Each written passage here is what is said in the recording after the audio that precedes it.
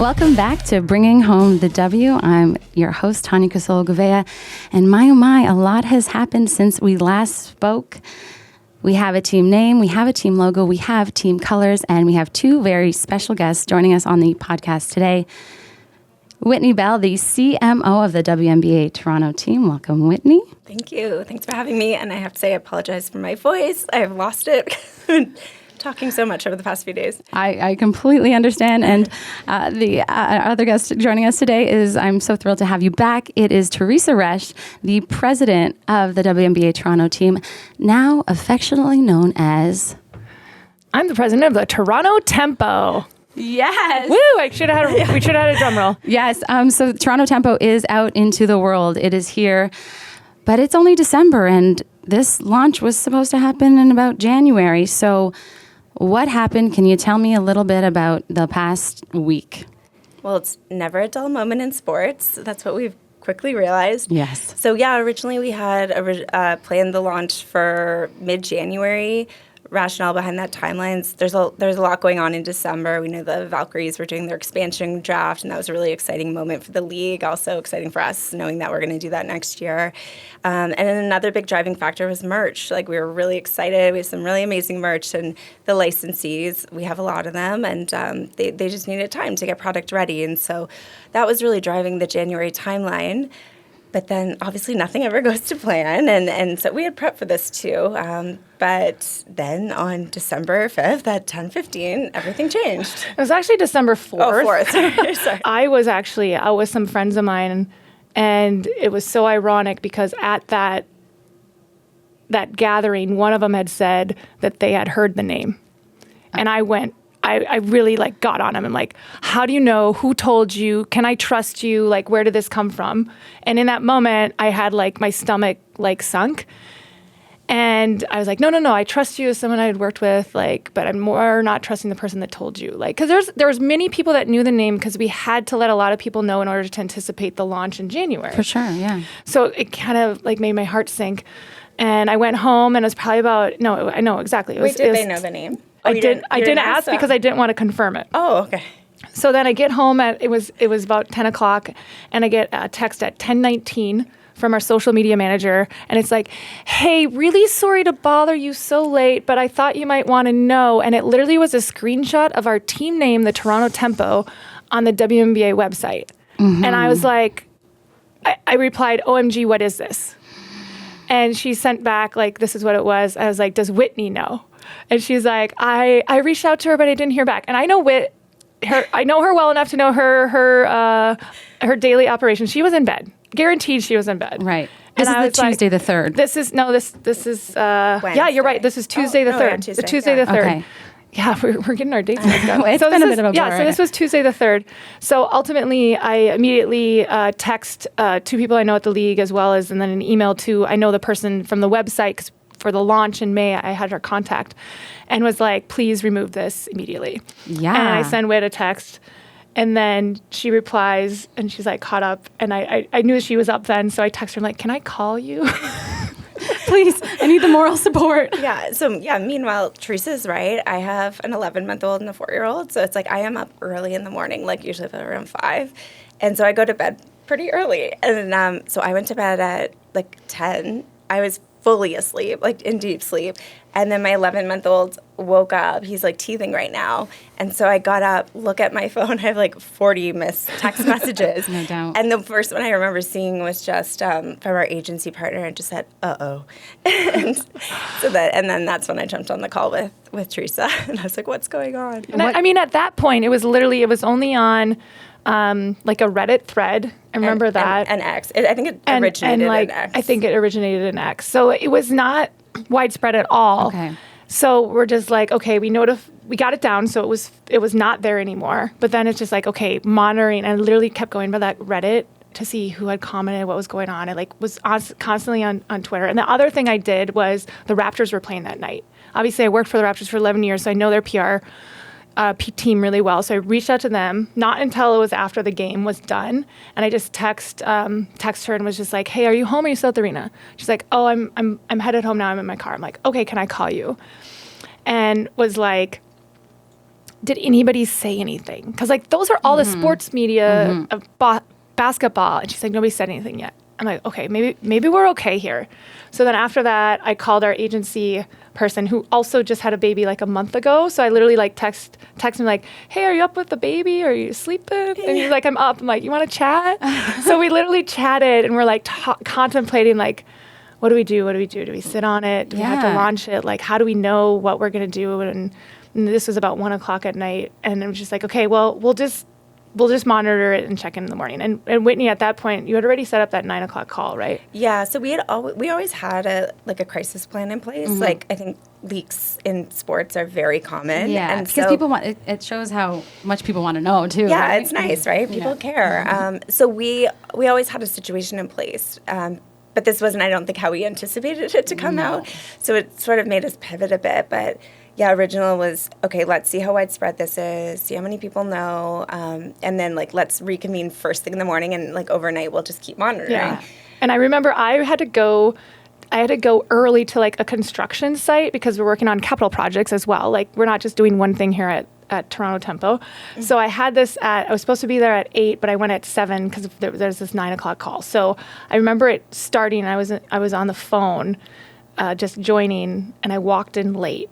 And like the tone of that, so we had our media agency, our marketing agency, and then we had our crisis comms kind of like people on it, and just talking about like what had come up. And do you remember, I think there had been that SI article. Yes. There was one article that came that was a little like telling like, oh gosh, is this I remember it? this. So yeah, our PR agency gave us a full report as of like 8 a.m. Eastern. What was out there. So it was like across social, across media, and there wasn't that much pickup. It hadn't flooded yet. And so the only one was like, there was a Sports Illustrated online article, and it's like, okay, like let's monitor this. So And the other thing that was interesting is people weren't sure. They thought it could have stood for like temporary. Because it was temporary. I saw the Reddit so there was threads. like, people were kind of trying to figure out, is this it or isn't it? Exactly. So and no one wanted to confirm from media because they didn't know either. Yeah. So it was, I feel like people weren't publishing because they weren't sure. So we decided at that time to really like hold. We're like, it's not widespread. Nobody's like confirming it.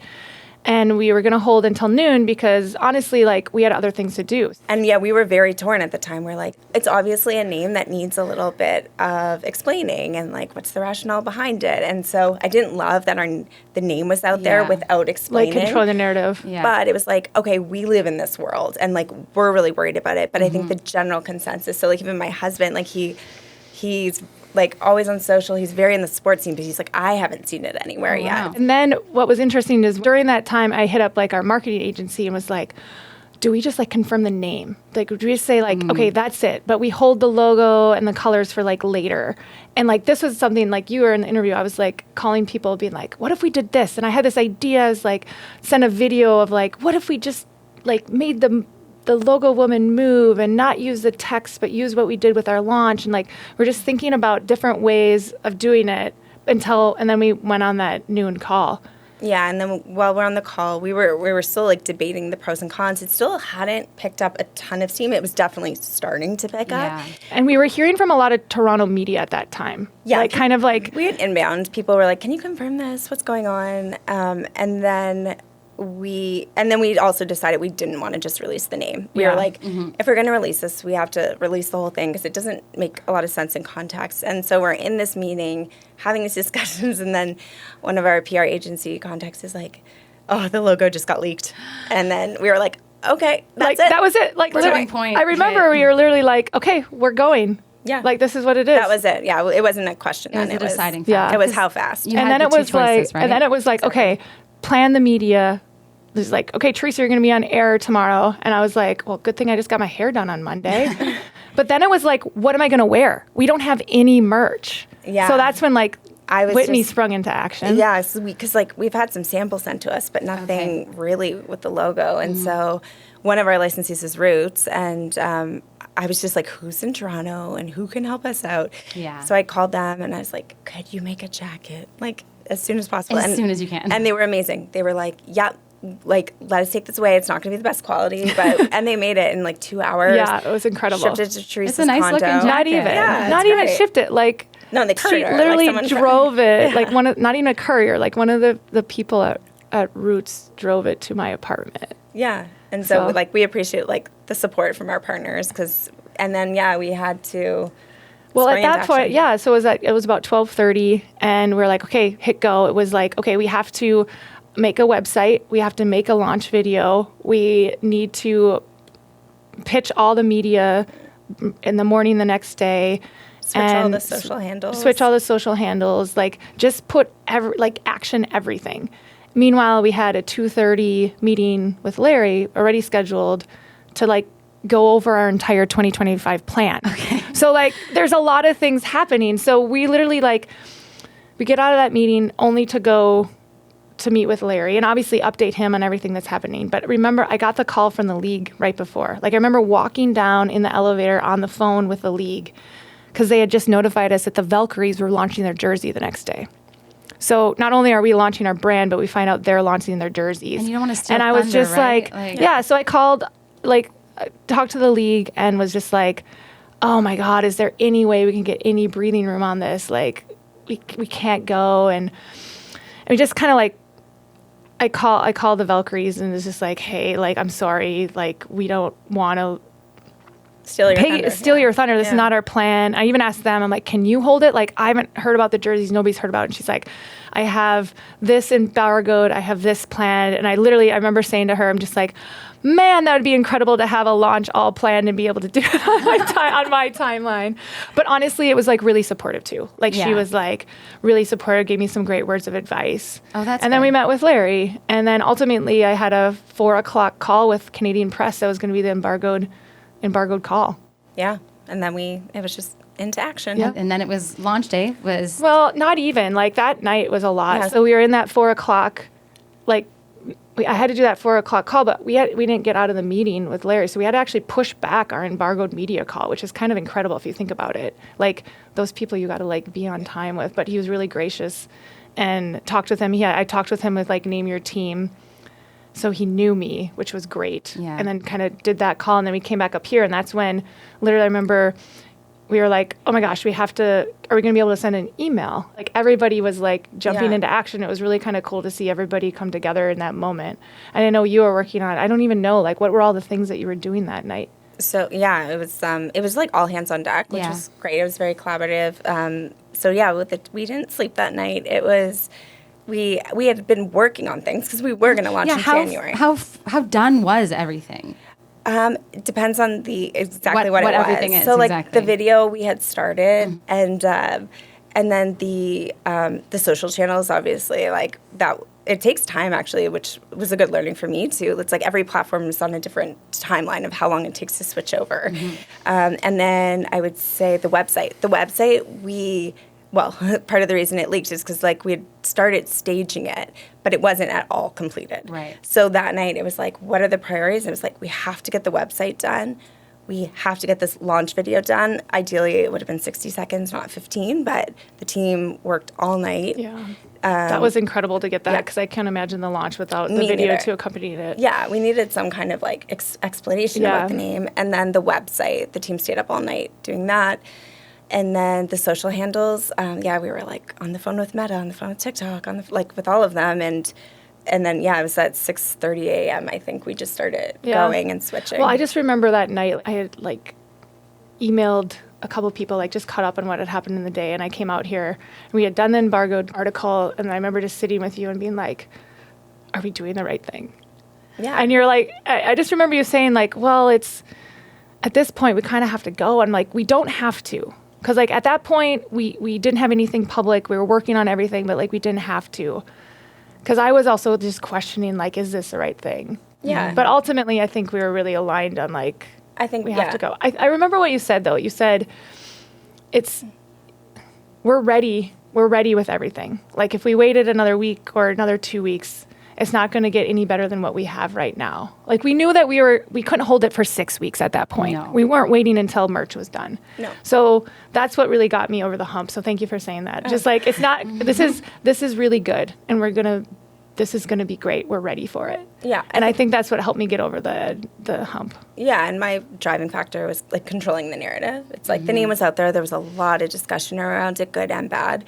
And so it is a different name. It's not an animal. It's not a force of nature. And so I think it did need a bit more describing and like, why does this connect to Toronto and to Canada? So that was really my driving force, and I'm happy. Like in hindsight, I'm happy that we went out. Yeah, I just remember that night. So I went home, and I was feeling kind of sad because I was like, I had tickets to like a show that night that I was going to have to miss. And so, I was just like, level set. I was talking to a friend of mine and was just like, it's so crazy. Like, I'm sad that I have to miss this reservation at this restaurant and the show I was going to go to, but I get to launch an entire brand and this team that's going. So it's kind of like you had to put things in perspective. And I think for me, when I got home and my concierge at my apartment had the jacket, I literally opened it at that moment and like FaceTimed with the person from Roots and was like, it's here. This is incredible. And like sending you guys the photo of me like wearing it in selfie, like made it really real and like really excited to actually like introduce Tempo to the world. So if anybody was like in the hallway of my apartment at like 11:30 that night, they would have seen it. They would have got a sneak peek of it. That's hilarious. Yeah.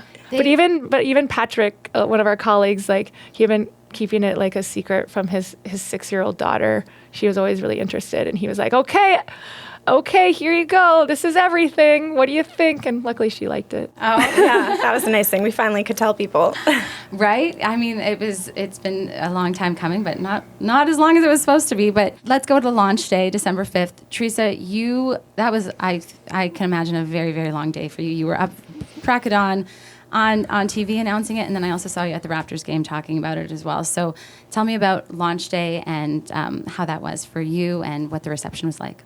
Yeah, it was exhilarating. It was really fun to finally introduce it to the world. I think that was the biggest thing. I was really excited about being able to tell people about it, introduce it, and it was met with like a great response. Like I remember the first hit was breakfast television, and they did like a little drum roll and like, oh, we are the Toronto Tempo, and then like everybody in the studio started clapping, and like it just felt so good. It felt like really like celebratory, and I was very proud to go and like tell the story of the Tempo and why, because I think that was the thing that we knew we needed to get out and talk about. Why is it the Tempo? Why does it?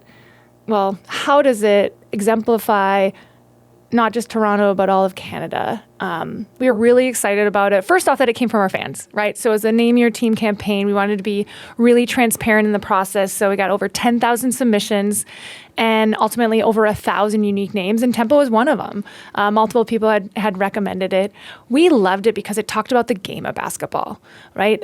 Tempo, it's not really fast or slow. It's about the control of the game. And ultimately, as Canadians, it's not so much about playing your game, but defining ours. And as the very first team in Canada, it was really important that we had a unique calling card, something that we could plant our flag and ultimately rally around. And we felt like Tempo really talked about the pace. It's really the heartbeat of competition. Mm-hmm. And we felt like you could really rally around it, and it had a lot of movement in it. So we were really excited about Tempo. And we love the alliteration. We love that it means the same in French and English. Like there's so many little nuggets to it if you keep adding. So it just, throughout all those 1,000 names, it really rose to the top. So we're really excited here to be calling ourselves the Toronto Tempo. And Let's Go Tempo just writes itself, right? Basically. Yeah. I mean, there's so many things in game theater that we can do, like thinking about the different cheers and the different, you can stomp, you can clap, fast, slow, like our fans are going to be incredible. They're going to think of all kinds of crazy things to do. I know. I can't wait to like the supporter groups, what they're going to be called and things like that. What about these colors? Yeah, we wanted to make sure that we were unique, yet complementary to what already existed in the world. So really focused on what existed in the WNBA already, and also within Toronto professional sports. So in sports in Toronto, you have kind of the royal blue of the Blue Jays and of the Maple Leafs, as well as the Scepters that just came in. And then you have the red that's iconically Canadian, and then also TFC and Raptors, and really feel the Bordeaux and hydrogen blue of the Tempo is a really cool modern twist on that red and blue palette. And it also really stands out from the WNBA. There's a couple that use like a lighter blue, but there's not that rich Bordeaux red at all. So we really are excited to kind of lay claim to that color. Yeah, and they're such a good complement to each other. I really, really love. Yeah, it's like the duality of Tempo. It's the same, like the dark and light, right? Love that. And then we've already talked about the 6-man, the lines on the logo, the actual logo, and you obviously have a few different iterations of that logo. And honestly, I see the top of its CN Tower. In one of those lines, I see the very top of the CN Tower. I saw someone did this really cool thing on TikTok where they like took it and they turned it vertically and they're like, it looks like the CN Tower. And I was like, every time I look at it, I see something new. Another thing is like people see piano keys in it too. Yep. And it's like, so yeah, I think it's kind of fun that everyone. And that's the music part of it. So. We didn't even contemplate those things. That's incredible. Is there a sense of relief that it's out now? Absolutely. I think we're still getting used to because we've been like using WNBA Toronto for so long. But now I'm like happy it's out there. I think it takes people time to digest sports names and new logos and especially at this moment with it being a bit different. So I think it gives people some time to sit with it. And now we're starting to like see a lot of love for it. And now it's like, when's the merch? But yes, it is a relief. I love that like we can put our logo into decks now or updated our signatures and people just know the name. It's really nice. See, now that it's out there, you're gonna learn more about your logo from the fans, I'm sure. No. For me, I was in the sports media world. When I saw it, I was like, it's got to be the Tempo. Like that's like before it was even officially launched on Thursday. I just had a feeling, it was the simplest answer, let's say, in the sense of it just sounds good, it looks good, and it's gonna play real good. Yeah, we're excited. I think in stadium, too, it's going to be so fun to bring it to life. Like, you can just think about the in-game experience, whether it's the music or, like, the dance troupe or there's so many fun ways. The mascot. Mm-hmm. The excitement around it was really fun. Like you said, you saw me all day. I think I did 15 interviews that day, and each one was fun to tell the story of Tempo, like, the origin story of how it came to be and how, this entire podcast, what it talks about is the transparency of the experience and the process. And this is just like an extension of it. I think that was partly also why we went when we did, because this whole process was really transparent. Why would we hold something? Yeah. So it went with like kind of the culture that we had already started. And honestly, like the excitement you can tell because of the engagement and the way that people are talking about it. And, I did those 15 interviews because once I did the first 4 or 5, people wanted to know more. Mm-hmm. And I'm still doing interviews about it. So it's incredible. Like we've had over 2 billion, with a B, billion impressions about this name. And it's pretty incredible that all happened.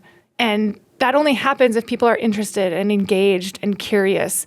Not everybody has to love it, but they want to know more about it. And that's what we're excited about. Mm-hmm. Is there going to be sort of something else in January, something more official when there's merch? Definitely in January, there's like a lot of new exciting stuff to come. I think merch is the thing people want really badly right now. So that's a priority for me right now, just finalizing all that, making sure people can start wearing the team name proudly.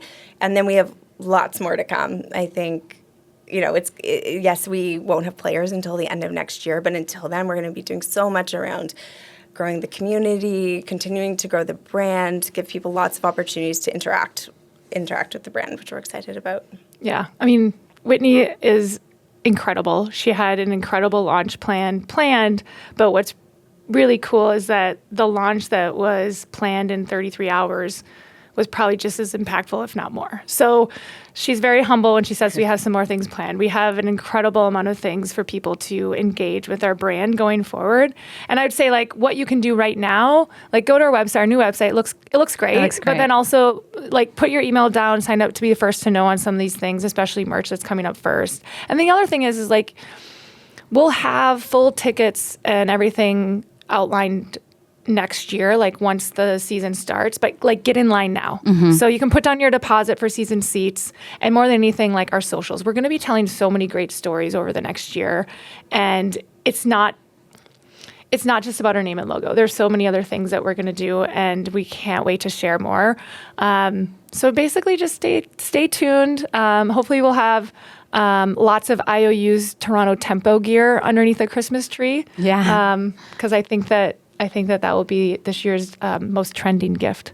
Yeah, and I think that's a great point. It's like, it's not, I think the conversation's now moved on. It's like, the name, the logo are out there, the colors, but it's like the excitement about finally having a professional women's basketball team like in the city and the country. Those were the messages that really impacted me on launch day. I got like one woman emailed me and she sent me a picture of herself as like an 11-year-old playing basketball. And she's like, I've been waiting for this moment since I was 11. That's wonderful. Yeah. And I think that's when it's like, yeah, this is bigger than just a brand. Like this is a really important moment in women's sports and like for the country. Mm-hmm.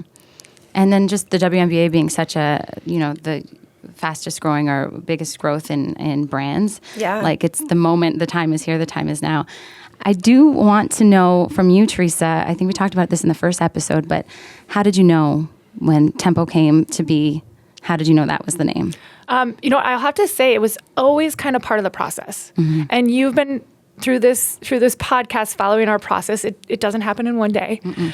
So even from the very beginning, Tempo was a name that was on our periphery. But what was really fun is to build this universe around it. So like throughout the process, we kind of had planted the seed and then built this universe around all these different options. And it was fun to see it kind of bloom and grow and get brighter and brighter throughout that process and ultimately end up at the top. So it was pretty cool to like go through and see it grow the whole time. So I was always a fan of Tempo. I'm a big fan of alliteration. Yes. My name is Teresa. So honestly, a lot of the messages I got on launch day were like, oh, so this is your personal brand? The T in the basketball. Yeah, it's exactly, kind of perfect. Right? But it really, for me, it was all about the game. Like the fact that it talked about basketball and really looking at other teams and other names across basketball and we started a new category. And I thought that was so great. And then thinking about the in-game theater is going to be so fun. And even what fans are going to bring to this name and to this team, I mean, they're so creative.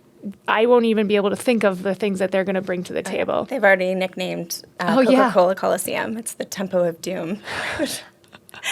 I know. I love a pun. I love a pun. All the best stuff's going to come like organically from the fans. Yeah. But I came in kind of later to the process. And so, yeah, when I heard the name too, as a marketer, like I loved it because there's so many avenues to go with it. It's like, yeah, we have our brand identity, but obviously there can be like a sound identity. And that's not something we've seen explored a ton before.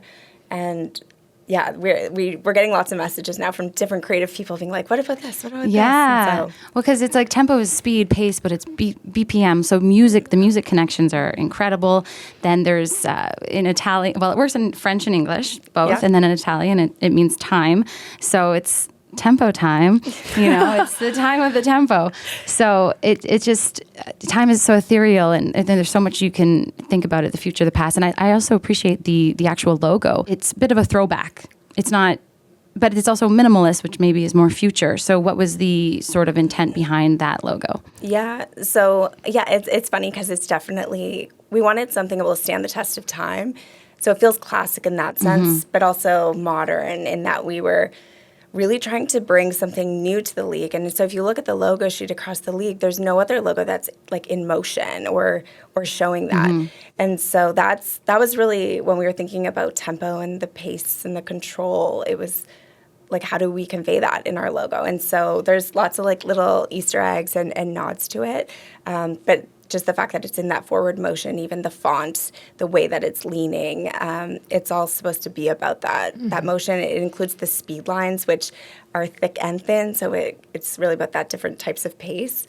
I just love it because like the thing, and Whitney kind of alluded to it, the fact that it's like movement, but it's unencumbered. If you look at logos, a lot of them are like within a circle or within a letter, and ours is like really free flowing. And the thing that sold me on it, because like we obviously had a bunch of different ways into tempo and different logos and different kind of like creative areas we were exploring.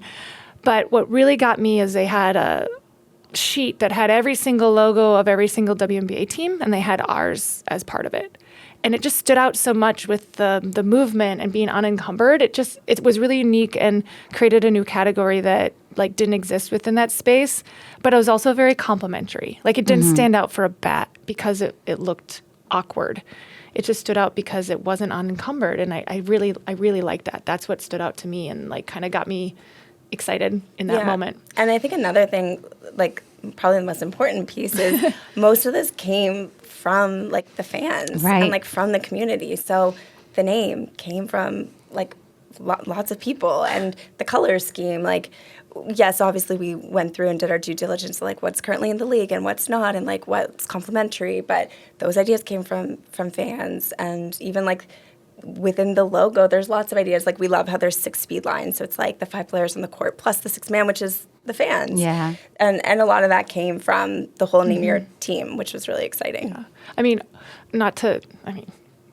I'm just going to share it. So one of the things that I was personally really excited about with the launch plan originally was we were actually going to share the name and logo and everything with people who had submitted ideas to, out of the 10,000, a group of them who had submitted tempo or red or blue or things that are around it. So it ended up being like close to 60 people who had something associated with what we finally went with. And it was really, Wow. I was really excited to like share it with this group of people who we had actually taken a lot of inspiration from. And it was really, I was just really excited to share it with them first. Cause like a lot of times it's, embargoed media or something that gets to know first. And I was so excited to share it with our fans first. Yeah. But in a way we kind of did, right? Like we shared it with them first, right? It wasn't a planned leak. But they did get to know first. So in a way, I guess it kind of worked out, right? I guess so. Yeah. Silver lining? I don't know. Yeah. No, lots of silver linings, I think. it definitely all worked out. It's here and it's a go. And I think you both did such a fabulous job. The decision made was definitely the right decision. And what are we to expect now from 2025 and beyond? Are you going to have a more of a restful holiday season because of this? I don't know, another silver lining, maybe? Yeah. Probably not, though. Like, this is sports. Something's going to come up, but it's exciting. That's why I love working here. Yeah, I was going to say, there's just so much, like, exciting stuff coming. Like, I wish I could talk about more, but soon we'll be able to. But we have lots of exciting announcements. Like, we still have to hire, like, a GM and a coach and, like, have the whole operation side, which is really amazing. Yeah, we're going to talk about basketball in the new year. How about that? We'll talk about basketball. Wouldn't that be great? And the player, like the roster, basically, right? And yeah, building it. And Expansion was for Valkyries last Friday, December 6th. Ours will be around the same time. So a year from now, we'll have players. That will be exciting to talk about. Yeah, and it'll be interesting next year because we'll be doing it with Portland. So we're not even sure what it's going to look like. It's all going to be new. And from now and until May 2026, can we expect across the country still some fan events and things like that to help build up Absolutely. the buzz, basically, when tip-off happens? Yeah, and that's been another exciting thing. It's like the fans in Toronto are really excited, but we're seeing so much engagement from across the country. And like being someone from Halifax, it's such a basketball city and people are so excited there.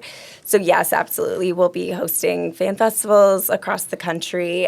We're still trying to finalize like what games look like in those markets, but we're really trying to take like a national lens when we're planning things through with our partners.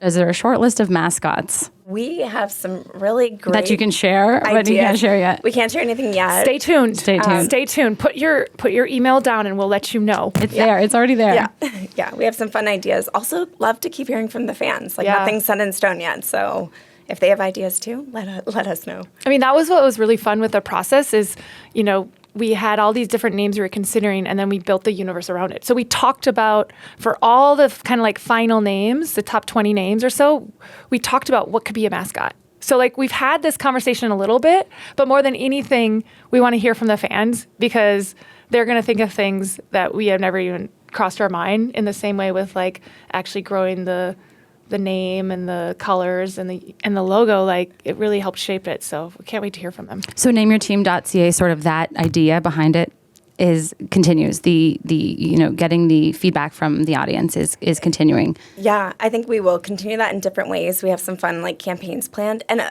apart from that, it's like we just want to keep on with the transparency. So we've had a lot of questions like, how does the expansion draft work? Like when you're hiring for a GM, what are you looking for? So I think we want to continue that. Really like bringing people under the hood and letting them know like about all aspects of what we're doing as we build out the team. And Teresa, you obviously coming from the Raptors world before here and considering Masai Ujiri, you've spoken about him being one of your mentors. Was he involved in this process at all? Did you run ideas off of him? Yeah, absolutely. Like, Masai's a mentor of mine, like you said. And the other thing with Masai is he really cares deeply about things like name, logo, merch. Like, he's one of the swaggiest guys I met. I think I said that at launch, actually. So yeah, he definitely was on board with this. It was actually really fun. We had the final deck that I showed him, and he just looked through it, I think, 3 times in a row, and then just said, "This is incredible." Yeah, you can't ask for more than that. That's fantastic. And I don't know if you can say this, but if you name the team the most popular name suggested, what would it have been? So this one still makes me laugh. But if we had gone with the number 1 submitted name, it would have been the Raptors. The Raptors? No, just the Raptors. Just the same Like the exact same name. The same exact name as the NBA team. Huh. Although, and Raptors was high up there too. But Okay. for obvious reasons, like those got cut. We can't do that. Yeah. And then I think people wanted the Huskies. I've seen people even making mock logos of the Huskies. What are some reasons besides, well, they weren't a very winning team. I also heard that. What are some of the reasons why the Huskies wasn't even on the, is it like what other names were not even considered? I think we've talked about this on some of the past podcasts, but I think, it's like the Huskies were like the original like men's team. And this is like a moment for women's sports. And so we really wanted to form our own identity. I think that's the same with like the dinosaur names. It seems like a lot of people are like, it's obvious, like do something like the Raptors. And like, while we have so much respect for the Raptors and so much love for the Raptors, I think it's like our moment to create something new for this team too. And so that's why I think we took the approach that we did. Yeah. I mean, listen to episode 3. Cutting Room Floor will tell you all about it. 100%. And I loved hearing about all the names that, were given but didn't necessarily make the cut and the reasons for them, you agree with it. That makes sense. And everything is really well. So Whitney, Teresa, thank you both so much for coming back. Well, Teresa coming back on the pod, Whitney joining us. And I think you're 2.5 months into? 2.5 months in. Okay, well. Feels like 2 years in a good way. I know, a little trial by fire, but you have a big year ahead of you. And so thank you both for coming on, bringing home the W. And we look forward to May 2026. Thank you for taking all of our fans along this journey. Yeah. Right? It's been great. Thanks, everybody, for tuning in. We really loved having a transparent process and for everyone who tuned in and paid attention and engaged with it. So thanks, everybody.